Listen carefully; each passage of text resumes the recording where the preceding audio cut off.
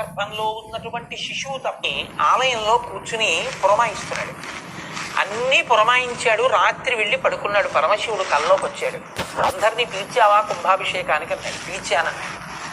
నాకు రావడం కుదరదేమనుకోకండి అంటే, ఇదే సమయానికి తిరుగిండ్ల పూర్ణని ఇక్కడికి దగ్గరలోనే నీ రాజ్యంలోనే ఒక ఊరుంది. అందులో పూసలారని ఒక బ్రాహ్మణుడు ఉన్నాడు. ఆయన కూడా గుడి కట్టాడు. ఆయన కుంభాభిషేక ముహూర్తం పెట్టాడు. చాలా భక్తి తత్పరుడు. నేను అక్కడికి వెళ్ళాలి కుంభాభిషేకానికి, అందుకని ఇక్కడికి రావడం కుదరదు, ముహూర్తం మార్చుకోను. ఆ రాజ్యంలో ఇంకొకరు కూడా శివాలయం కట్టారా, కుంభాభిషేకమా నాకు తెలియకుండా అని ఆయన ఆ తిరుగిండ్ల ఊరు వెళ్ళాడు రాజు మారువేషంలో.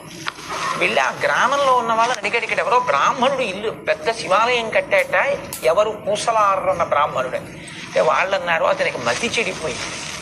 వెళ్ళి అడిగాడు. ఆయన వెళ్ళి మాట్లాడండి అన్నారు. శివాలయం కట్టడం లేదు, ఏమీ లేదు, అలా అనేవాడు ఒకప్పుడు. శివాలయం ఏం కడతాడు ఆయన అన్నారు. ఈ రాజు నమ్మలేదు. పూసలార్ దగ్గరికి వెళ్ళి అడిగాడు. ఆయన ధ్యానంలో ఉన్నాడు. ధ్యానంలోంచి బయటికి వచ్చాక అడిగాడు, మీ శివాలయం అయిపోయిందా అని. ఎల్లుండే కుంభాభిషేకం అన్నాడు. ఏది శివాలయం అన్నాడు. నీకు కనపడదులే అన్నాడు. అదేమన్నాడు అంటే, శివుడు నాతో ఎవరికీ కనపడని గుడి కట్టించాడన్నాడు. అది ఎలా కట్టారు మీరన్నాడు. నేను శివాలయం కడదామని ఈ గ్రామంలో ప్రతి ఇంటికి వెళ్ళి ద్రవ్యం అడిగాను. నీ మొహం నువ్వేం కడతామని ఎవరు ఇవ్వలేదు. నాకు బాధ కలిగి నేను ప్రతిరోజు గుడి అరుగు మీద కూర్చుని ధ్యానం చేశాను. ఈ దేశంలో ఎక్కడెక్కడ గొప్ప గొప్ప శిల్పులు ఉన్నారో వాళ్ళందరినీ మనసా ఆహ్వానం చేశాను. ఎక్కడెక్కడ గొప్ప గొప్ప రాళ్ళు ఉన్నాయో వాటిని నదుల్లోంచి తీసుకొచ్చాను. ఇలా నేను కొన్ని సంవత్సరముల నుంచి శిల్పాలు చెక్కించాను. రోజు ధ్యానం, రోజు తయారు చేయించడమే. ఆఖరికి ఇక్కడ కట్టాను దేవాలయం, లోపల కట్టాను. ఎంత గొప్ప దేవాలయం, నీకేం కనపడకుండా.